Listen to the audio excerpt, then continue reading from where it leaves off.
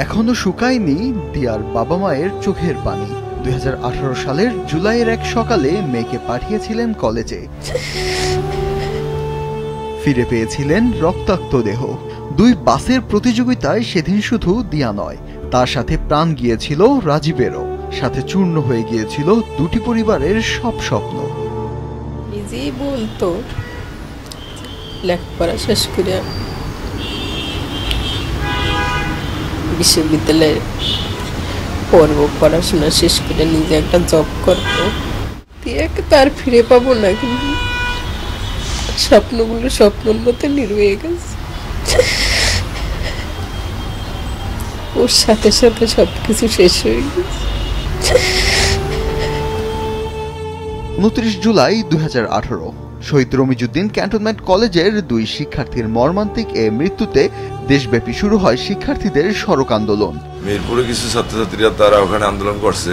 ওখানে ওই সময় ছাত্রলীগ, যুবলীগ, তাগো যেভাবে টর্চিং করছে, এই বিষয়টা কিন্তু আজ পর্যন্ত কেউই করে নাই। ওখানে অনেক সন্তানের গায়ে আঘাত করছে। আমার এক সন্তান গেছে, কিন্তু আরো কত সন্তানের গায়ে আঘাত করছে।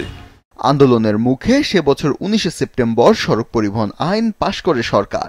তার 14 মাস পর 2019 সালের 1 নভেম্বর থেকে সেটি কার্যকর হয়েছে। এরপর পেরিয়েছে অর্ধযুগের বেশি সময়, কিন্তু কতটা বদলেছে সড়ক? নিরাপদ সড়ক নিয়ে কিছুই হয় নাই, এখনো পর্যন্ত কিছুই হয় নাই। সড়ক আগের মতোই আছে, আগের মতোই আনসেফ। আমি একটা নিরাপদ সড়ক চাই, যাতে আমি সকালবেলা বের হয়ে রাতে বাসায় নিশ্চিন্তে ঢুকতে পারি। আমাদের সন্তানকে স্কুলে পাঠালে, কলেজে পাঠালে আমরা খুব আতঙ্কের ভিতরে থাকি, তারা আদৌ কি বাড়িতে ফিরে আসতে পারবে কি না পারবে। রোড সেফটি ফাউন্ডেশনের তথ্য বলছে, গত 6 বছরে সড়কে প্রাণ গিয়েছে 38,467 জনের। 24-এর আন্দোলনের ফলস্বরূপ অন্তর্বর্তী সরকার গঠন হলে জনমানুষের প্রত্যাশা ছিল শৃঙ্খলা ফিরবে সড়কে। তবে তা কি হয়েছে? খোদ সরকারি হিসেবই বলছে, এবছরের প্রথম 3 মাসে সড়কে ঝরেছে 1407 প্রাণ। বিশেষজ্ঞরা বলছেন, সড়ক দুর্ঘটনার জন্য অধিকাংশ সময় চালককে দায়ী করা হলেও সব ক্ষেত্রে ঘটনা তা নয়। সড়ক ব্যবস্থাপনায় নানা অবৈজ্ঞানিক পদ্ধতি, মহাসড়কে 3 হুইলার জাতীয় যানবাহনের চলাচল বৃদ্ধি, আনফিট যানবাহন, সড়ক অবকাঠামোর দুর্বলতা সহ আইন প্রয়োগের শিথিলতাও এজন্য দায়ী। সড়ক দুর্ঘটনা কমানোর জন্য অতীতেও কিন্তু জনগণের অর্থে অনেক দলিল তৈরি হয়েছে।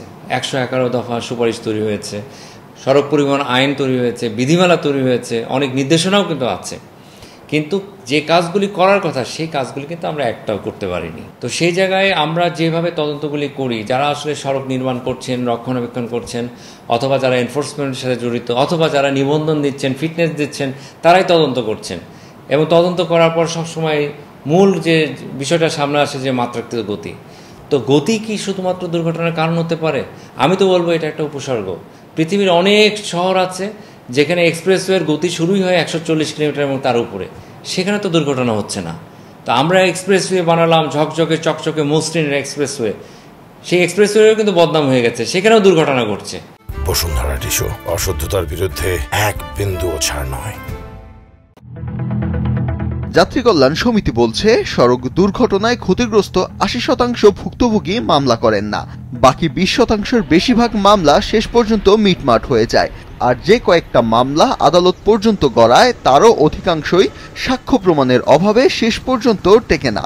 আমার এক খালাতো ভাই সড়ক দুর্ঘটনায় আজ থেকে 8 মাস আগে আক্রান্ত হয়েছে। এমন প্রেক্ষিতে আমরা চালক এবং সহকারীর বিরুদ্ধে মামলা করতে গেলাম, তারা মামলা নেবে না। অনেক তদবির দেন দরবার করার পরে পুলিশ সুপারকে দিয়ে তদবির করাই এই মামলাটা এন্ট্রি করলাম। তাহলে এই সেক্টরের সার্বিক অবস্থাটা কি এই ছোট্ট একটা মামলা থেকে প্রতীয়মান হয়? এখানে আইন প্রয়োগের শিথিলতা, গাফিলতি এবং দুর্নীতি, এটা সড়কের শৃঙ্খলা ফেরানোর জন্য সবচেয়ে বড় বাধা। বিশেষজ্ঞরা বলছেন, যখন বড় কোনো দুর্ঘটনা ঘটে তখন এ নিয়ে শুরু হয় আলোচনা। কিছুদিন পরে আবার আলোচনা থেমেও যায়। কোনো সড়ক দুর্ঘটনার পর চালকরা কিছুদিনের জন্য জেল জরিমানার মাঝে পড়ে, কিন্তু এটি স্থায়ী কোনো সমাধান নয়। সড়ক দুর্ঘটনা কমাতে আনতে হবে পুরো সিস্টেমের পরিবর্তন।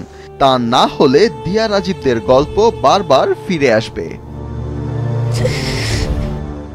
ফাহিয়ান হামিম, মাছরাঙা সংবাদ, ঢাকা।